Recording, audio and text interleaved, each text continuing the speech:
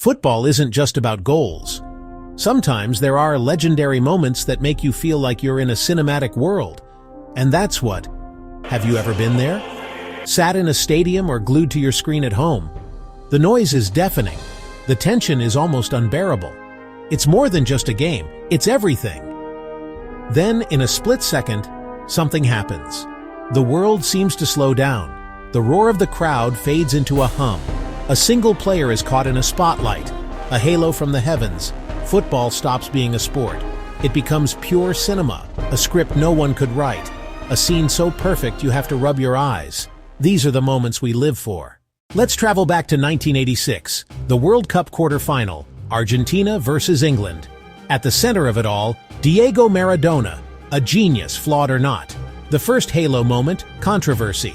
A high ball into the box. Peter Shilton came out to punch. Maradona got there first, not with his head, with his fist. The ball in the net. The referee didn't see it. The hand of God. Legend born in infamy. 4 minutes later, pure light. Maradona inside his own half. He turned and ran. Past one, past two, past three, chasing shadows. Ball glued to his left foot. He rounded Shilton, slid it home. A masterpiece. 2 moments, staggering contrast. Those 2 goals created a halo that never faded, cemented as a footballing deity. Now fast forward to 2005, the Champions League final in Istanbul. Liverpool versus a legendary AC Milan side. Paolo Maldini scored in the first minute.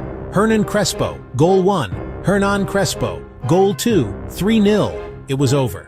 Liverpool fans in the stadium were heartbroken. The players walked off at halftime looking utterly defeated. During the break, the traveling Liverpool fans started singing, a defiant, emotional rendition of "You'll Never Walk Alone." The players heard it in the dressing room, and when they came back out for the second half, they were different. They were transformed. Then came 6 minutes of pure, unadulterated footballing madness. On 54 minutes, Steven Gerrard, the captain, scored a magnificent looping header. 3-1, a glimmer of hope. He turned to the fans, waving his arms, urging them to believe. 2 minutes later, Vladimir Smicer fired a long-range shot that squeezed past the Milan keeper. 3-2. The stadium erupted. Just 3 minutes after that, Gennaro Gattuso brought down Steven Gerrard in the box. Penalty. Xabi Alonso stepped up. Dida saved it, but Alonso was quickest to the rebound, smashing the ball into the roof of the net. 3-3. From 3-0 down to 3-3 in 6 minutes. It was chaos. It was beautiful. It was unbelievable. The game eventually went to penalties, and Liverpool, of course, won.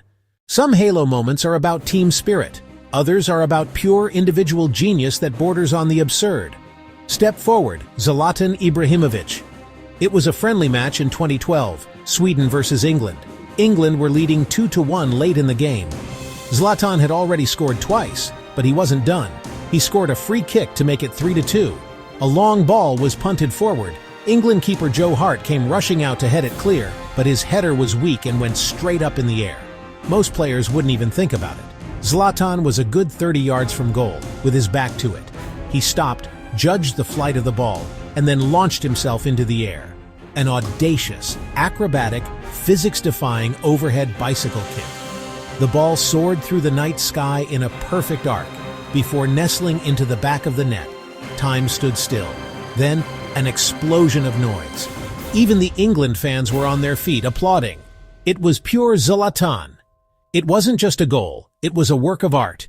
A moment of such outrageous skill that it felt like it belonged in a video game, not on a real pitch, and utterly unforgettable.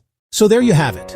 A divine run, a miraculous comeback, a celestial bicycle kick, a moment of devilish cunning and angelic skill. These are just a few examples, of course. Every fan has their own personal halo moments, those flashes of brilliance that are burned into their memory forever. It might be a last-minute winner for your local team, or a piece of skill from a childhood hero. It's what makes football a universal language. It's the shared joy, the collective gasp. These moments are the soul of the game. Trophies gather dust in cabinets, but these memories, they last a lifetime. They are the stories passed down through generations. Because in football, you just never know when it will arrive. That is why it is called the beautiful game.